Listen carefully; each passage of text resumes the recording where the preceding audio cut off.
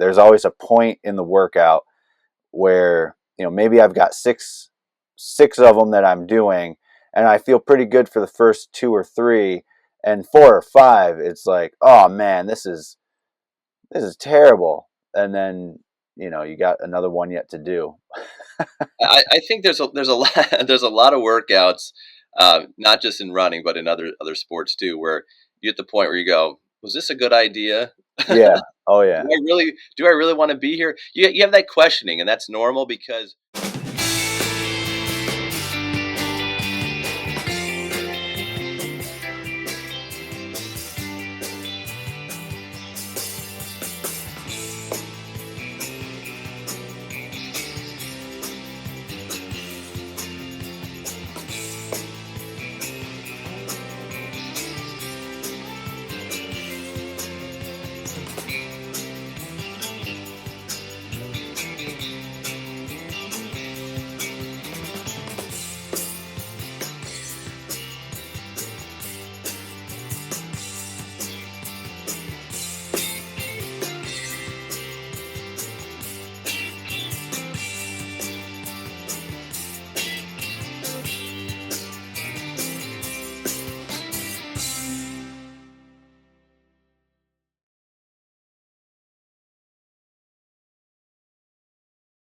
running with Maverick and Wolfman. Maverick here. Wolfman here. Don't forget to find us on Facebook, Instagram, X, the big one, YouTube. Make sure you smash the bell or whatever they say in these young days. Give us a thumbs up. That helps the algorithms so we can keep coming to you. All right. So today, if you joined us a few weeks ago, we talked a bit about tips on a 5K. And today we're going to unpack one of those tips a little bit. We're going to unpack the plan, what goes into a running plan, and what are some good principles of a running plan. So I think, like I'd said in that episode, there's many ways to find a plan, but a good plan should have certain things that are common amongst them. A variety of volume or mileage, and a variety of paces and speed. Some of those may vary depending on what your goals are, and they'll call them different things based on what plan you're following. But that's a good way, in my opinion, to keep from getting hurt. Running is repetitive, and it's a good way to keep the stress at a level you can handle. So, what says you? Well, I'm going to start with running can be boring, right? Yes. It's repetitive. You said absolutely. It can be redundant. If you get on a treadmill at the gym and you do 3 miles every single day, that's pretty boring. Mixing it up is a great way to prevent injuries and a great way to get better at running and get in better shape. So I always tell my patients and my, people that I'm coaching, I say, mix it up. Don't do the same thing. Get a lot of variety out there. Go outside sometimes. Go inside. Run with somebody.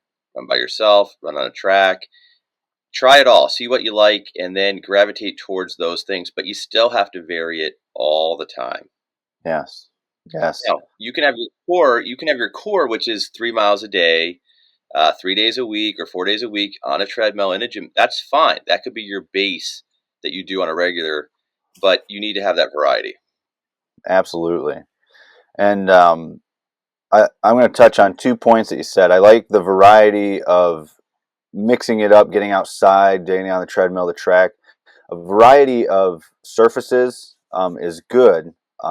It helps, again, prevent injury, which, again, they title these phases differently depending on who you read and things like that, but they're ultimately the same. Your first phase is a building phase, and it's really a focus of injury prevention. You're building up mileage and volume at a level you can handle. You're really not doing anything fast. I tell people, if they're just starting, they're just maybe doing their first race, they've never run before, you might only do that first phase. That might be all your training. You might just be building that base. Um, if you're getting back into it, you've run before, but you haven't run fast in a while, you're trying to lose weight. Phase two starts to play with a little bit of speed, and that's really to focus on um, your running form and I think even if you're trying to lose weight, you don't want to do all these interval track repeats and things like that that come into the later phases when you're trying to fine tune speed, or maybe your goal is time. Phase two is a good way to increase the intensity to shed off a few extra pounds. You know, if you increase that intensity, you're gonna increase that calorie burn. Um, and so maybe you just want to do those first two phases, which are injury prevention and a little bit of speed. Not much at all. Right. Right. So once again, we're coming back to the beginning. Like, let's just say that the person is a brand Yeah. new uh, person to running. They've exercised before but never ran, not at least consistently. And now they want to be a runner. They want to go out there. They want to get some mileage in. Maybe even do a race. Well, like you said, you got to build a foundation. So you're going to start with just doing some basic running, getting the proper, footwear, socks, all the gear that you need to go out for a basic run, so that you don't have blisters and you don't have, stress fractures and things like that. And remember, when you're first starting to run, your bones, your tendons, your ligaments, everything has to kind of adjust to what you're doing. So things are going to be sore, things are going to feel a little bit funny. We don't want it being very painful. We don't want numbness. We don't want really red flags at all, because that's a sign that this isn't working and you're going to need to see a provider. So it should be basic soreness from working out. It should last maybe a day or two, and then it should get better over time. So the first week will be pretty much the roughest, and then the second week should be a little bit better. Third week, fourth week should be even better than that. Mm-hmm. Then once you get past that, then you can start thinking about maybe adding in some speed work, depending on what your goals are. Once again, Mm-hmm. if you're going to run like, some people do, like some things that we wouldn't do, like maybe run a half marathon after a month of training. I don't know that I would necessarily get into speed work if I was going to do something like that in 1 month. I would focus more on a lot of stretching, form, technique, just mileage, things like that. So once again, it depends on the goal of what we're setting out to do and how much time we have for it. Yeah, yeah, that's a good point. If you listen to the show, you know I'm a big Daniels guy, and you need at least 3 weeks in a phase for Daniels before you move on to the next phase. I like 6 week phases, but in his formula, you need at least 3 weeks in phase one before he recommends moving on to the next phase. And um, that's important for the reasons that Maverick just outlined.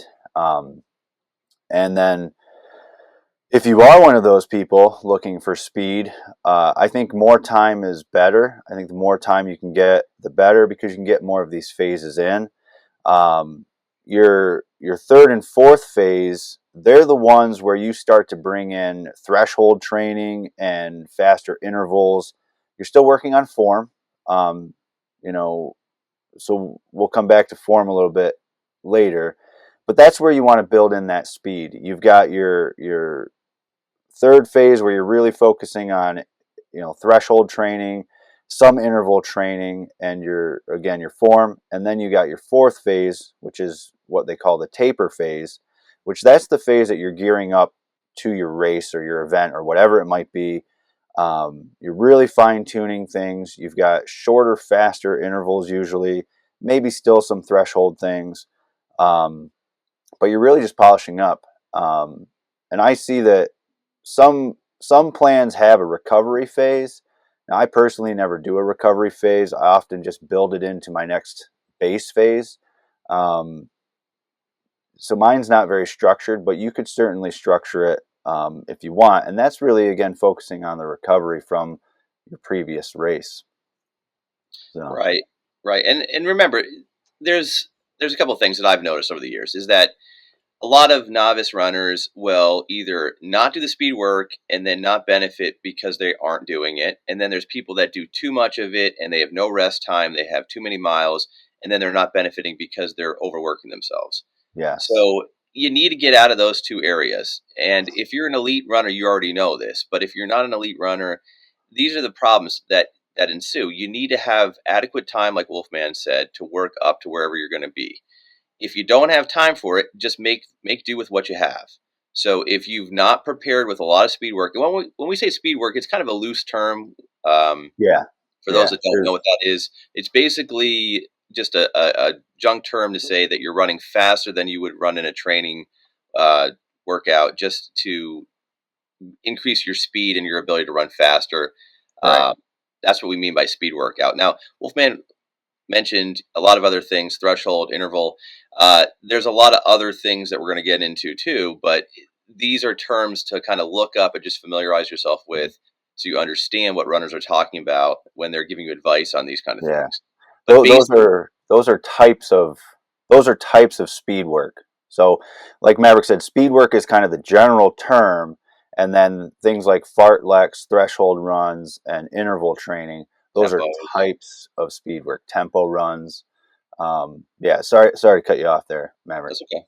So yeah, so basically, like when you go and you start talking with a bunch of advanced runners or experienced runners, they're going to discuss a lot of these things. They're going to give you advice on it. They're going to say, "Hey, try this workout." And when they say try the workout, then they're going to elaborate on what that is and what Hmm. they think you should do. Yeah. What I found is that there's certain workouts that you're going to gravitate towards, and they're going to help you out better than other people. That doesn't mean you should only do those workouts. It just means they're going to be kind of like favorites, where you might go, "Oh, it's a crappy day. I don't really want to do this." You might grab that workout that day because you don't feel like doing a tougher workout or one that's not really your favorite. That's always a good idea. Now, Yeah. it is good to get out of that box a little bit too, though, because once again, if you never try anything else, you might not ever get more endurance. You might never get more speed. You might never feel any better. So it's kind of like the person that goes, "I have a big extra large coffee, uh, sausage, egg, and cheese, croissant, and then run marathons, and I never eat anything else." That's right. They don't know. They don't know what they would feel like if they just had some peanut butter toast or a muffin. They don't know. They have to try something else. Maybe have some water and Gatorade. I don't know. I don't know. I never tried that breakfast before a marathon. That's funny. I've tried other things, but we've touched on this before, and Maverick has touched on it a little bit yet here.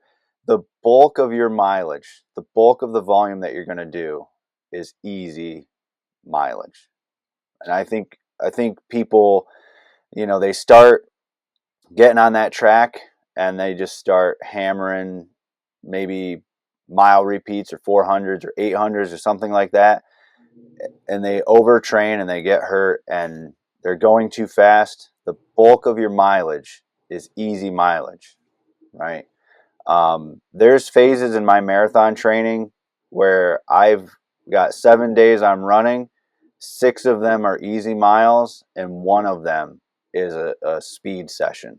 So, you know, if I'm doing 50 miles a week and only one of them is a speed session, the majority of my mileage that week is base mileage, easy mileage. All right, so yeah, so the majority of your running should be easy, and this is where people struggle, right?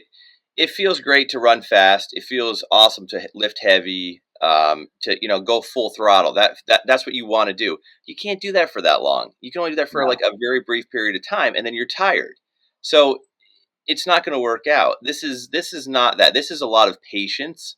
You have to have an immense amount of patience to reach your goals in this activity, sport, whatever you want Yes. to call it. So it's a lot of planning and a lot of subtle changes. And the best runners have often overtrained. They could have been even better if they just took a step back and said, "No, I'm not going to go at that pace. It's too fast. My legs are going to get too much lactic acid. I'm not doing it." But most people can't do that. So that's why it's very difficult, because you have to be patient. You have to race at the right time if you're on that level. Now, if you're, like I said, if you're new to running, you can go race every weekend. We have a lot of people that we have on the show that race every weekend, twice a weekend. They do all kinds of fun stuff. That's great. Yeah. If your body can handle it and you're not getting injured, that's all the power. That's awesome. And that might be their speed sessions. That race might be incorporated into their training as, okay, this is one of my high intensity runs for the week. That's You know? awesome. Yeah, that's a great way to get your speed workout in, especially if you don't like speed work. At least you have Oh one a yeah. week then. If you did And, one race a week, then you have one speed workout in there. That'd be awesome, and you'd feel better on your long runs then, and your regular everyday training runs. and it's a lot more motivating because there's more people. Yeah, it's You fun. know, it's way more motivating to race other people or run with other people in general, especially if you're doing that faster stuff. It's uncomfortable, right? I mean, it feels awesome afterwards, but I don't generally feel awesome while I'm doing it. There's always a point in the workout where, maybe I've got six of them that I'm doing, and I feel pretty good for the first two or three, and four or five, it's like, oh man, this is terrible, and then you got another one yet to do.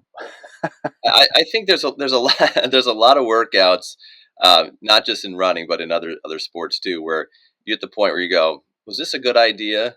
Yeah. Oh yeah. Do I really want to be here?" You have that questioning, and that's normal because your physiology is taking over, right? And you're starting Right. to have some things Right. happen that you're like, this is kind of this is not comfortable anymore. I'm not sure. I'm tired. I'm hungry. I'm bored. All these things start happening all at once, and then you have to make decisions. Do I continue? Is it a good idea to continue? Should I change something at this point? And that's where coaching comes in, and having a teammate or a person to run with comes in, Yeah. where you can discuss that, like, oh, okay, now my Achilles is starting to bother me a little bit. Should I do this last set? Should I not do this last set? Should I just do two easy cool down miles? Should I go to the gym and hit some weights? That's a discussion that you can have then at that point, instead of just pushing through and then possibly getting injured. Right. Right. Um, Pick the so we Achilles talked. the weak. What's It's that? the weak. I picked the Achilles because it's the weak point. The weak point. Yeah. The Yeah. Achilles I'm. tendon. Um, we talked about form and focusing on form throughout. It's a lot of people don't know when to add this. I think form is important. I think drills are good to do. I do slack on them. I will admit it, but I think you can add drills at any point during any of the phases. I think running form is important. Um, Strength training is the other one that people ask about. Like, well, when can I incorporate strength training? Um, it's another thing I'm not good with. I tend to slack with. The only time I won't add strengthening is during my last phase of things. You're really trying to polish up, you're trying to taper, you're trying to get more rest in. So that's the only time I don't add strength if I haven't already added it. If I already added it, I strength train straight through. It's part of my plan.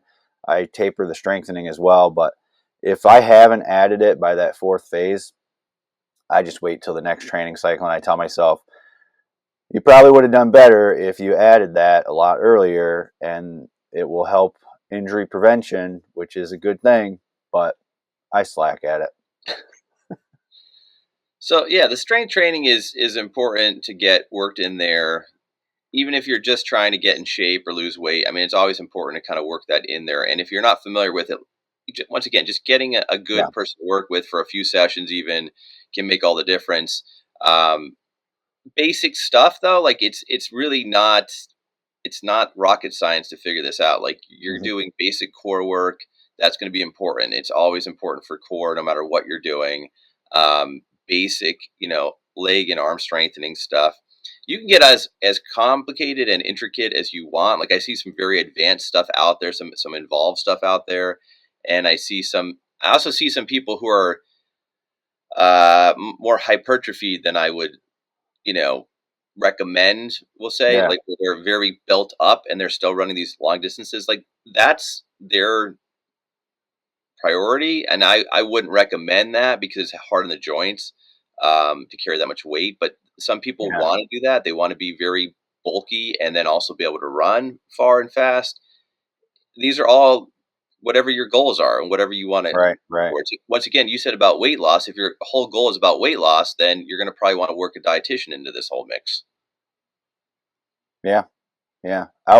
Input and output. I tell people you got to balance what you're taking in and what you're putting out, and that's calories. So, Yeah. but yeah, dietitians can definitely help you much better than I could with that. Now I heard you say arms. What am I doing with my arms? Why am I Yeah. working out my arms? Runners don't need to use their arms or work out their arms. Fiction. I was gonna say false. You see it a lot, though. You see You very do. kind of, I don't know how else to say it, but kind of a scrawny upper body build with a muscular lower body. That's the typical runner that you see anymore. But like I said, there is this kind of movement where people are understanding that it's not really a good thing to omit your arms. You have to do some work with them. It would be wise to do that, but you don't have to have, you don't have to have 15-inch arms if you're a Right. skinny, little runner. That's not necessarily needed, and you don't need 20-inch arms. So the person that's working towards that, that's like once again, that's a lot of weight to carry if you've got these massive arms and you're working out that intensely. So it depends if you're a CrossFitter just getting into running or whatever, or if you're a like a Spartan athlete, you're probably going to have more weight, and you're probably going to want to have more weight because of what you do. But if you're going to be serious about running, it's inevitable. You're probably going to slim down a bit because the mileage is going to start burning more calories, like you said, and you're not going to be able to keep up with it. And you really aren't supposed to keep up with it unless Right. you're very, in shape.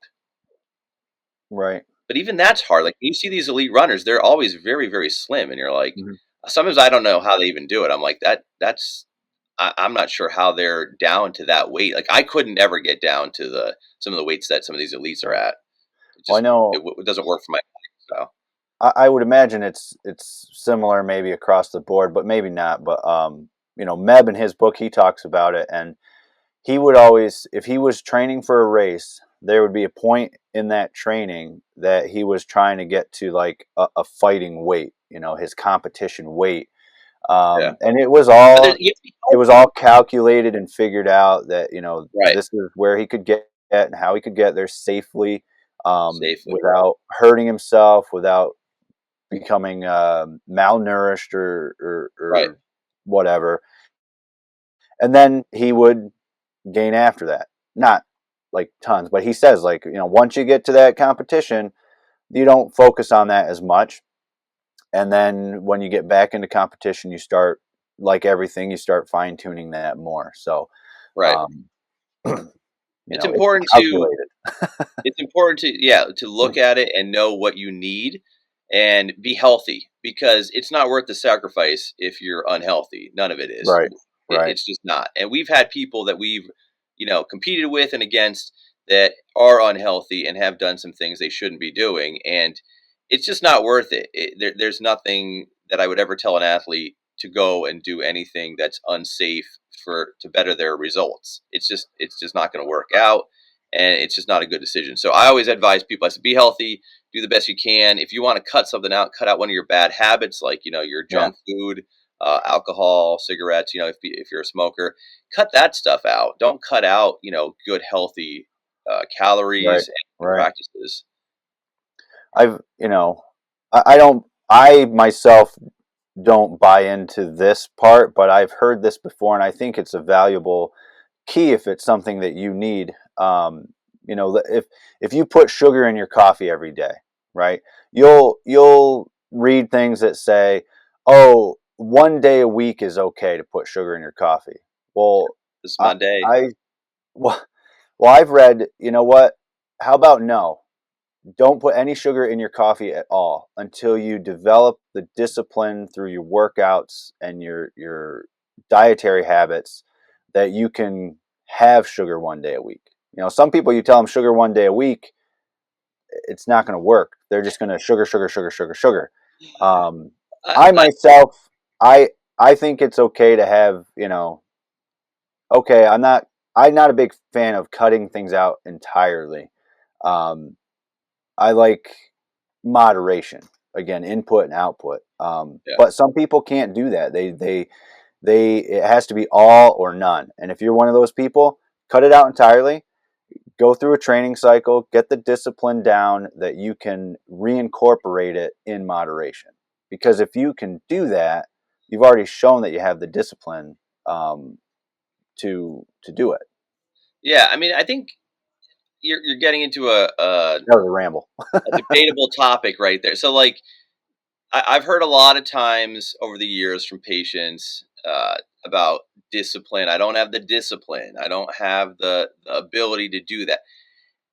A lot of times it's an excuse. Like, let's be I completely agree. honest with Stay it. hard.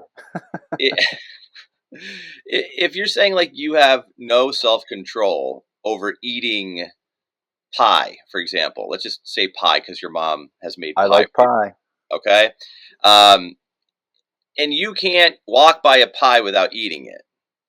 All right, now that's probably a diagnosable condition. Then, if that's legit, then someone probably diagnosed you with some kind of disorder because that's not Pie disorder.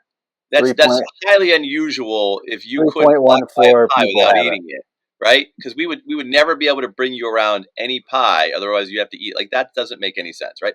So Yeah. there is an ability to self control.